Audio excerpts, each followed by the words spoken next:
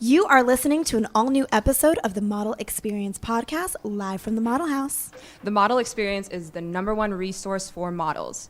Real models, real stories, real resources. Visit themodelexperience.net to learn more and be sure to follow us on Instagram at The Model Experience. Welcome back to the Model Experience podcast. Thank you so much for tuning in today. I'm going to hand it off to my co-host, Miss Rio Summers of America's Next Top Model. What's up, you guys? Welcome back, welcome back. I'm here with these lovely ladies, and we are going to get into some things. But first, I need to introduce you, okay? So, we have super producer, Miss Lamaya Good, in the building, and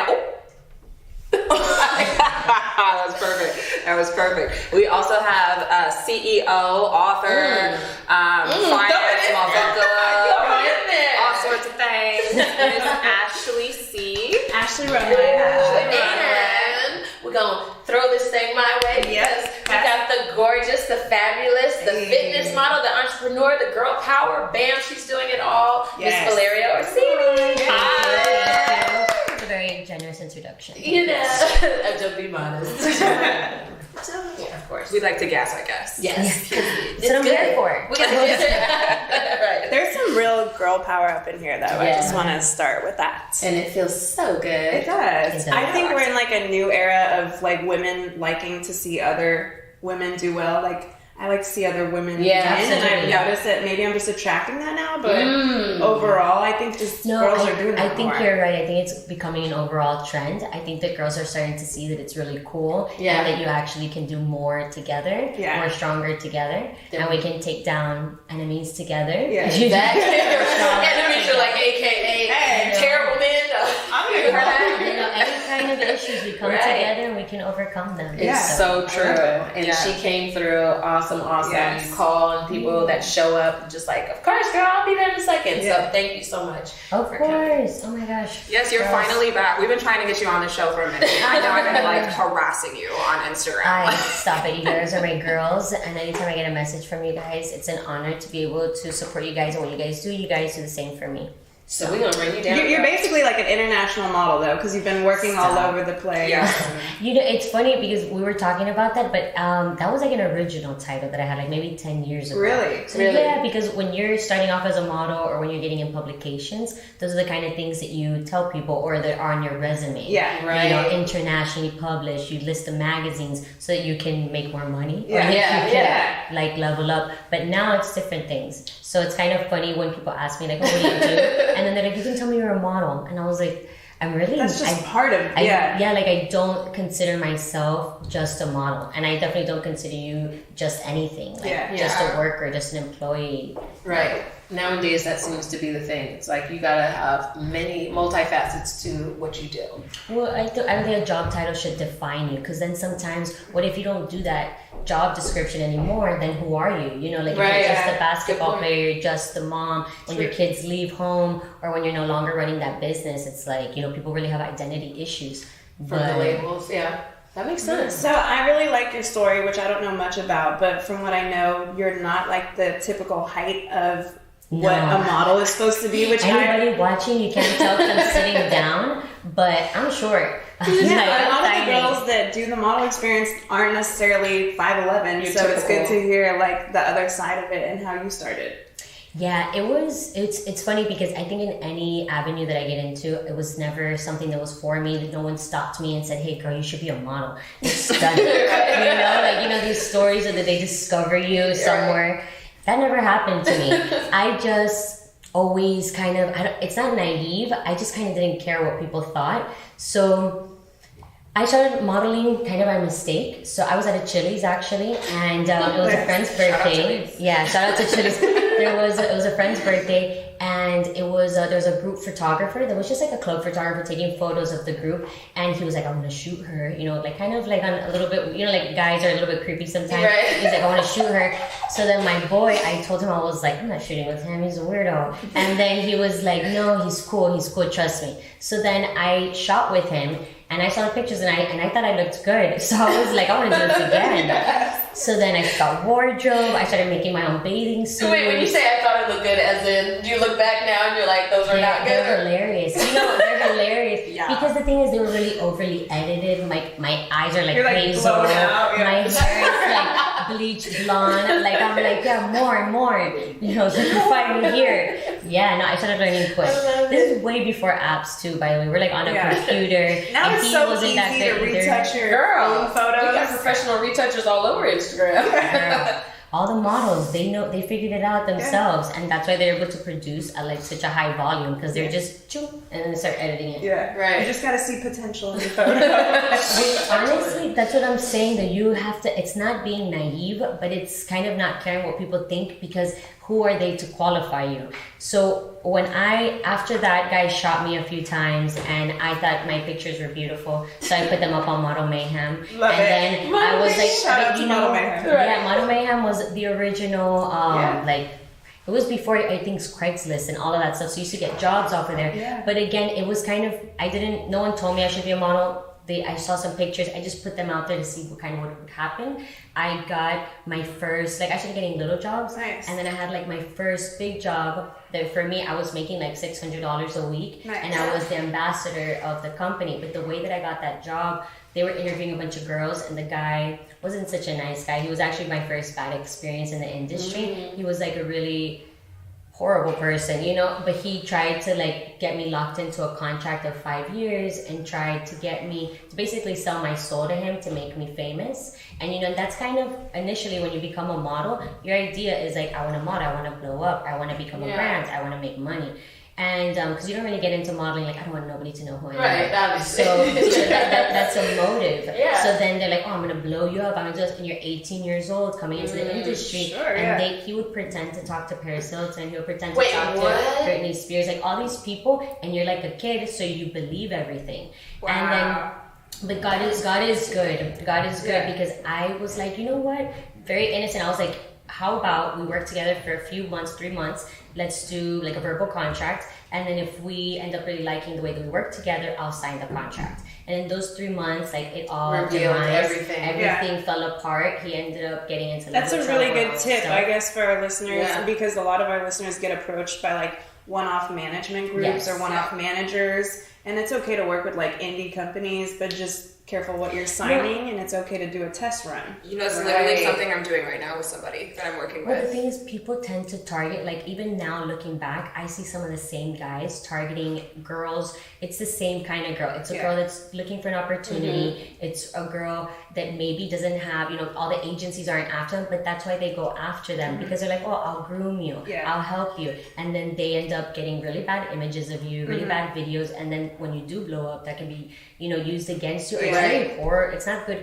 It's like lower level. So you have to like, I also always try with my modeling and stuff, I don't go for the people that really want to work with me. I go for the people that I want to work with. Because I try to like scale up in a sense because, you know, I'm trying to get better. So I'm trying to learn from the best. Correct. So it's hard, but at the beginning you do need to start, but you always have to like keep your street smarts. If something is like a little off, you right. can't let your desire to want to be famous to be more important than being safe. Right. And I used to go to abandoned places. You know, like back in the Yeah. day, you go and you shoot, they're like, look at this abandoned Yeah, place. your Right. house It's like by yourself. Yeah. graffiti everywhere, like wearing some questionable clothing. Right. You know, like That's my mind was like a middle-aged man. No, and but I'm it's- like, yeah, I'm safe. Right.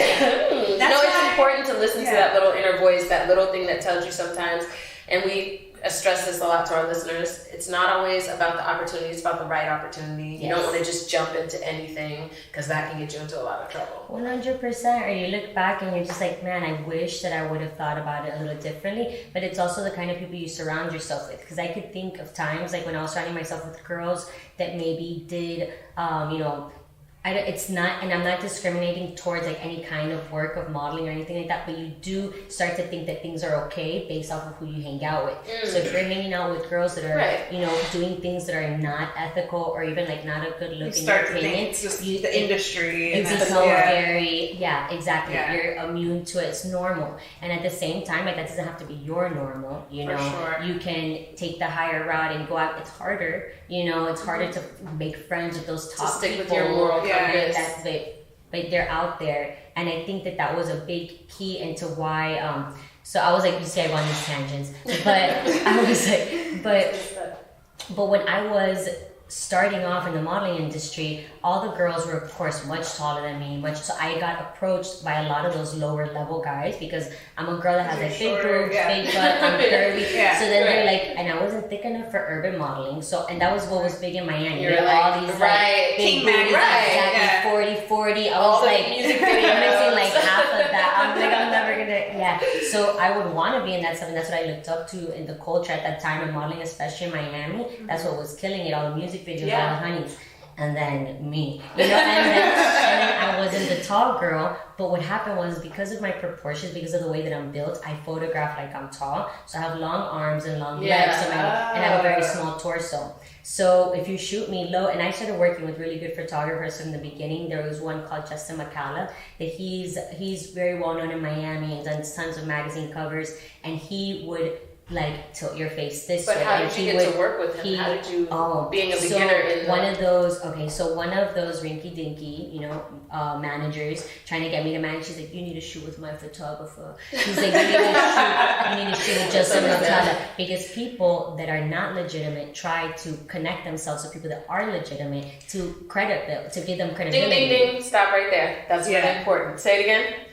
So no, the people that are not legitimate, they try to legitimize themselves by getting connected by people that are legitimate. Yeah. So if someone is involved in like a scam or involved in something horrible, they're going to try to bring in other people to make it be like, no, you see, I'm not a bad guy. Yeah. Like, I'm okay. So in the industry too, like maybe these managers, they actually can't put money in your pocket, and they actually don't bring you a lot of work, but they do know photographers and they do know people. So meet the photographers, get the jobs, but don't sign a contract, don't get locked in. So until you meet somebody that's actually going to invest money into you, or that really like offers you something that it's worth signing. Well, what's something worth signing in your opinion?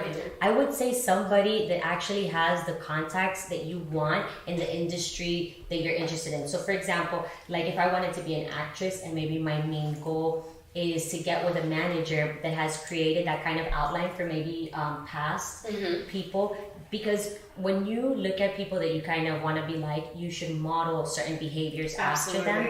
So because it's it's a proven formula that works. So opposed to you making up your own formula, like, I have my own route, I'm just gonna get there by getting there. You're like, no, like, if I want to be an actor, I take acting classes. I need to get a manager, and I need an agent. Investing in yourself. But also creating like a vision, a roadmap for your life. But at the same time, a manager, if you see that this guy can give you the world, or he has all these contacts, but he treats you or doesn't talk to you in the right way, screw that guy. That guy is not going to do anything for you but belittle you and make you feel like you're not worth it. And you don't actually even need a manager. I reached everything that I've done without management. Question, do you have an agent? No. Wow. I don't have an agent or a manager. Have you ever had an agent? No, I've always worked with people non-exclusive. So I've always kind of done that, like, let's work together and let's see how this goes. Put me on your roster, but I'm not going to sign the paper. Exactly. Okay. So how do you navigate these deals? So I think that classically, I wasn't naturally like a model. I think that I was always inclined towards business and towards power and influence. So I saw me creating my own brand as obtaining like power and influence, that I could sell water if I wanted. I could sell microphones, so happy tea and energy. Exactly. So I would not only create my own companies, but I would also be able to bring a lot of value to other brands and charge a lot of money. So before there was no Instagram and no Facebook, we were doing that already as models. So they book you and based off of your looks, because a photographer refers you. So that's kind of how I would network before. I'm on Model Way, I'm on all these places, but because I shot with so many photographers for free and I made all these relationships, then when clients need a model, they would typically ask the photographers, do you have any girls? And then so they said, yes. So my first business was a talent agency, because then clients would contact me through Twitter or Facebook and say, hey, I want to book you for an event, because I was already modeling, promoting other people's companies. So then they want that service for themselves. So they're like, of course we want girls that promote our brands. Like, it's already hard enough to start a company on its own. And then you're going to have girls that don't post, even if it's just on Twitter and MySpace, Facebook, whatever it was. We want girls that get it, not just pretty faces. Right. Brand companies are always looking for women, or for girls in general, that get the bigger picture, that it's not just about them, it's about the whole brand. And if you help the brand brand grow, like you're so valuable to the client, because that's what no one does. Right. So I would try to bring that value to my clients. And so I just started kind of like creating a name for myself in Miami. And then what I started to do is that I started separating myself from the girls, because then all of the promo events and all of the modeling stuff that was like, all the girls were there. I would run into everyone. So I started pricing myself higher. And at the beginning, everybody was like, you know, who do you think you are? Right. I remember a girl that was way prettier than me. She was like, oh, this person wants to, you know, book you. And then I was like, okay, $1,000. And then she's like, okay, you know, like she thought I was like retarded. And then, you know, like I'm stupid or something, she's talking to me. And then she called me back and she's like, why $1,000? Like they want to know like why so much? Like why, basically tell me like, who do you think you are? Right. And I was just like, well, if they don't want me, then they don't have to pay my rate. But if they could have the other girls if they want, right. I was like, so clients started to know that if you had me, it was because you were paying a lot of money. So then it started becoming a status symbol within Miami, especially because there wasn't that many girls that had influence. Miami's really like small niche where I feel like that's gonna get around. Well, even now in Miami, there are a lot of big players in Miami, but they're all very niche. They're very fitness, they're very sexy or only bikini and stuff. So there's very few people that are actually versatile. You know, right. So I tend to get most of the bigger deals in Miami, and that's why I wanted to start coming to LA a lot more, because there's levels to this. And right. You want to just continue to keep grow. Yeah, for sure. No, So for young listeners, starting out, we know that you have a huge social media platform. Just 1 million followers. 4.5. So it was like, that jump is like correct. Big crazy. 4.5 now, right? I think I have 9. Actually, I have 4.2. I was Instagram likes to play with your followers. Yeah, I had 4.3, then I went down to 4.2, 4.3, 4.2, but they really like capped me off. Like I was growing a lot, and then they kind of stopped you there. So if you They're like, sit down. Right. Like, Taking all the you business. need to take a break. You need to take a break. But so for models that want to get into the industry, number one, the niche thing. Do you think it's important to just focus on one thing when you're trying to create a social media platform where you can take over? That's number one. Yeah. And number two, how do you go about creating that kind of platform? What kind of content does that take? I think that you putting into it. It takes like a meeting with yourself. So first you have to put some thought into it, because I think that it's really a lot of people want to have influence. A lot of people want to have power. A lot of people want that following, or even just as a model, because some of the girls are not so obsessed with the influence. They know that the brands are looking at how many followers that they have, and that actually has an effect off of if they book her or the other girl. So if that's a part of your business, then you do have to pay attention to it. You can't just pretend like, oh, I'm not about followers, I'm just really cool. Okay, well, you need to take it into account what's important to your clients, because if you want to be booking big clients, then you need to know what they want.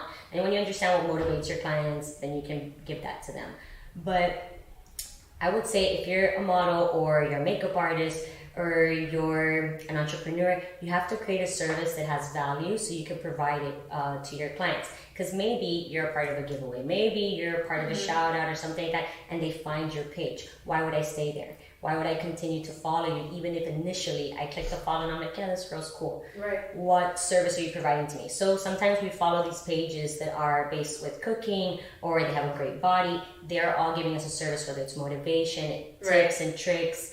Or you know what, this girl just has an awesome vibe. I love her content, and I like to see it. So all of those things are value provided to your customer, which is basically your followers. You know, it's such a compliment, because they're choosing to follow you. They're clicking that follow button and they're saying, I want to be a part of this journey. So opposed to just being focused like on the next one, on the next one, on the next one, when you provide value, the highest compliment in social media is really a share. So when someone actually identifies so much with your content and they really love it so much that they actually share it, that's when you really create like a huge potential to grow, and it creates a snowball effect. But it all starts off first with the content, But then at the same time, let's say you grow to an insane number, like a lot of these girls do, and it's off of content that they're not totally happy or proud of. So then you end up with something that you formed that you're not happy with. So you do need to have a meeting with yourself and essentially say, like, what kind of person do I want to be? Not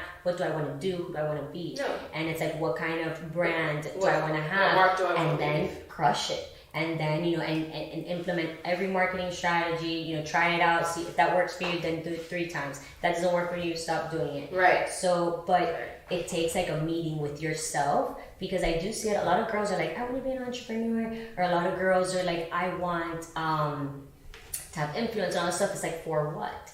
For what? That's the question I You always know? tell people. Ask yourself, what are you doing this for? What is your mark on this world? When you leave, what do you want people to say about you? The purpose. What is your purpose? Yeah. Because people can see through it. Like that's what happens. Social media was very new and all of us didn't know what we were doing. But then at some point, you know, people started to figure it out, and so has the consumer, which is like the general audience. Yeah. So there are a lot of consumers and creators, but you do have to like understand that the audience is very intelligent, so you can't underestimate them and think that you're just going to be feeding them this foo-foo content It's funny, and they're going to be happy forever. Because it started to take that turn where it was just all this foolishness and people were falling for it. The person who puts the most foolishness up is the one that gets followed. But it's funny because the consumer has gotten smarter. The audience is like, that's phony, that's fake, and it's like here today, gone tomorrow. Yeah. Where I felt like it started to go into that space, right? Yeah, and For it was sure. like No More Photoshop, the Kendrick song. I feel like Right. sort of Tore was that like, shit no down. more Photoshop. Right. No, I agree. I think that people are realizing all the negative effects that it has and that it's a tool.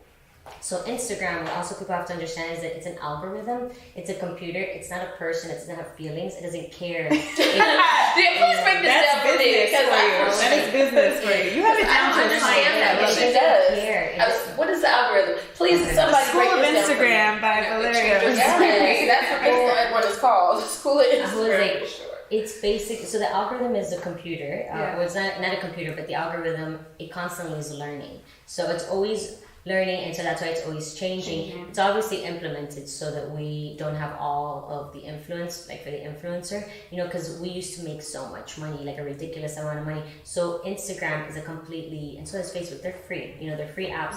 So the only way that they make money is off of ads. So if all the influencers and all of us are making money off of ads, how are they making money? That's so why it's they a took way the likes that away. they I mean, it's all. I mean, Instagram knows what they're doing. They're very smart, and Well, they they're do, public, They do too, so- test groups. They do test Yeah. groups. So before we experience something, they've already been playing with it for a long time.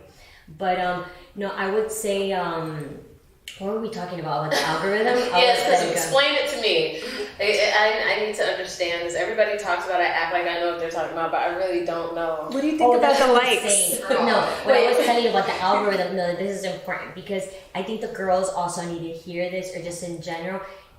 Because the algorithm is not a person and has no consciousness, it doesn't understand that when you're when you're looking through Instagram and you're looking at a photo and you see something that like is disturbing or something that really is negative for you, they count that as hovering time. So you're looking at it. So you're going to see more of that. And when you zoom in, that's also, you're showing interest in the post. So the algorithm understands that and it's going to continue to show you more of that. And then if you're somebody that is mentally ill, that is obsessing over things, you're just going to continue to see more of like what is obsessive or whatever. So you have to understand that it's a tool and you use the tool accordingly. You don't allow the tool to use you because it's just, it doesn't have feelings. It's not thinking about you as an individual. This is hurting. I'm gonna control this algorithm. Stop looking at some of this stuff. See, I started looking at nails. My page just full of nails. Well, mine is full of the Kardashians. Well, not everybody. Not everybody. Kardashians, and anything Afrocentric, love, like, no, yeah. There's baby stuff, there's Afrocentric and vegan stuff, random. So, yeah, you know, it's pretty out there. You have a good balance in your algorithm. Yeah. Sounds like you're doing a good job. I guess so, but for You just myself, got verified too, huh? I did, girl. Hello. like, because I'm one of those people. I was like the guy when you said you just think you're cool and you can just do it. And I was like, that's me. I don't really want to put much energy or effort into it. I'm from the old school. And the other thing with the algorithm is that people think that if they post less, that it's better for them. But I believe that it's better for you to post more frequently because, for example, if they're setting this algorithm, the parameters based off of how many likes and comments you're getting, and you're only getting when you're posting once a week and you're getting only a few likes and comments, your algorithm is going to go down. Yeah. So you have to, and it's not the same animal anymore. You can You're post ruining a lot my whole more. life right now with this because sorry, that was me. girl. No, I'm doing better now. I really am. But that's Well, funny. you got She's two beautiful explaining me. babies. No, it's good because a lot of times I went through that. I stopped posting, like I was posting a lot less, like maybe like every 5 days, every 4 days, something like that, because a lot of us fall into sometimes bad relationships, and I was in a bad relationship where he was trying to control Don't my let that Instagram. stop your algorithm, And I was like, I didn't understand then, but now I would have been like, Don't let dare it you. stop your How dare you. stop my algorithm. Yeah. Oh. So really quick. Bringing it back. Okay, so content. Obviously, you have a lot of content that you shoot. Like, would you say you have enough content to last you a whole month? Or how far out do you... I mean, you know what? I think that I'm one of those people that actually doesn't live so much on a schedule. I think that I would want to be more on a schedule, but I actually like to live a lot in real time. So that's how I am for sure. A lot of people advise against being in real time just because of security and like just being safe and people not knowing where you are. But a lot of the times I'm very nonchalant about those things. I'm just like, no one cares. I'm here. But yeah, so I'm just like, hey. But I think when it, I think that you should just do what you want to do. But shoot wise, so do you have enough content at the start of the week to put stuff out daily, or do you have to do shoots like if every you're day? constantly creating, you always have content. Yeah. So if you are always creating, like you're in a habit of it, you always have something. Right. So it's like there's a bunch of pictures on my phone that I haven't posted for where I don't like my hair in that one. Yeah. Or it's a little bit You'll go weird. back to it. But I go back to it. Yeah, I was about to say, I'm like, it's not so bad. On a rainy day, that picture looks different. It's so true. I'll be going back like, A little potential actually, here. I kind of like my, okay. That lazy eye looks good now. This is good stuff, guys. All right, so any on-camera tips for our listeners? So a lot of our listeners are newbies. They come to the model experience because we pretty much set up this program. They come in, they get coaching from Rio, who was on America's Next Top Model. They get photo shoots, awesome. and then they walk in a fashion show. So a lot of them are first-timers. That is so cute. I love that you guys do that, by the way. Congratulations Thank to you. guys. Because that's so important for young women to just be looked at and to be seen. You know, so this world, a lot of us live on autopilot, and it's important to like pour life into these girls and to just see them. Right. You know, Yeah. And to pour into them. I think we do I a like really that. good job Yeah. of making sure that, like you said, they feel seen, they feel confident. All the things that we wish we would have had. And it's like growing a up. safe Yeah. environment. Like, you're not going to shoot with some It's trusted, right? tricky photographer. Which is so important. It really is, because a lot of when you come into the modeling industry, you don't know what to do and you make a lot of mistakes. And at the same time, like myself, I was very proud, and I'm not the kind of girl to ask for help. Yeah. So, and especially to people that I don't think are qualified. I'm not gonna come and tell my mom or my grandma like, what do you think about this bikini, or just like what photographer should I use? Yeah. It's just like you learn things the hard way, Right. because there aren't things like this to help guide you. Yeah. But I love it. It's like a little sisterhood. For sure. Absolutely. So back to my question really quick. Last question of the day. On-camera tips for, I guess, new models that are just going to do like their first photo shoot maybe. I would definitely say if you're on the shorter end like me, you would definitely want to help your photographer. Have a photographer on the floor the whole time. Okay. That's a good tip. So no, if you're short, you definitely want your photographer to be low so that you can look as tall. long as possible, and at the same time not too low that you can't. You're like Right. looking down at the camera. But no, and I would say another good tip is just don't hesitate to ask, maybe to see like a shot or two, because sometimes you think something in your head and it's not what's coming out in the camera. And